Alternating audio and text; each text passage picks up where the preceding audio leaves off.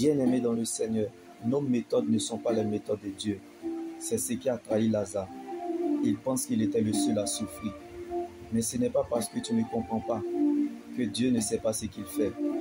Comme Jésus n'est pas venu quand Lazare a demandé la guérison.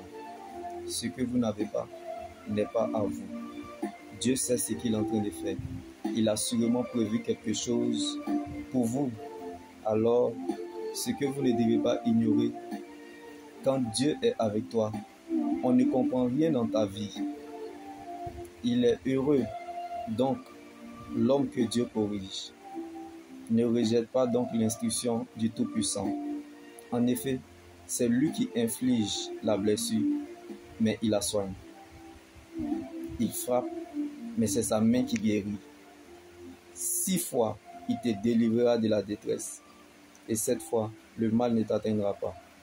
Il te sauvera de la mort pendant la famine et des coups de l'épée pendant la guerre. Alléluia, bien-aimé. Tu seras à l'abri des agressions de la langue. Tu n'auras pas peur quand viendra la dévastation. Tu te moqueras de la dévastation aussi bien que de la famine. Et tu n'auras pas peur à redouter en face des animaux. Car tu auras une alliance avec les pierres des champs et les bêtes sauvages seront en paix avec toi.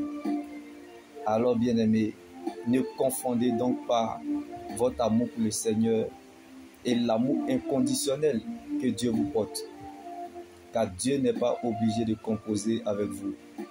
Comme Lazare était rempli d'amertume et de frustration, parce que malgré sa bonne foi, sa vie de sanctification et d'obéissance à Dieu, il a crevé d'une simple maladie jusqu'à la tombe et il est mort.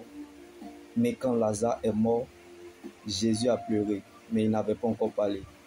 Je ne sais pas pour toi, même si le Seigneur ne t'a encore rien dit, mais je sais que tu dois garder ce qu'il t'a dit.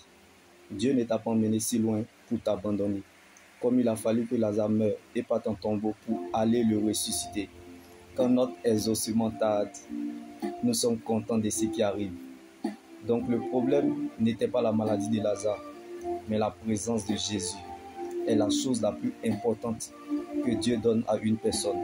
Donc ce n'est pas parce que tu ne vois rien que tu n'as rien. Ce que tu as est plus grand que ce que tu cherches, espères ou attends. Jésus, sa présence dans notre vie, n'est pas négociable. Même si tu ne veux plus croire, le ciel croira à ta place.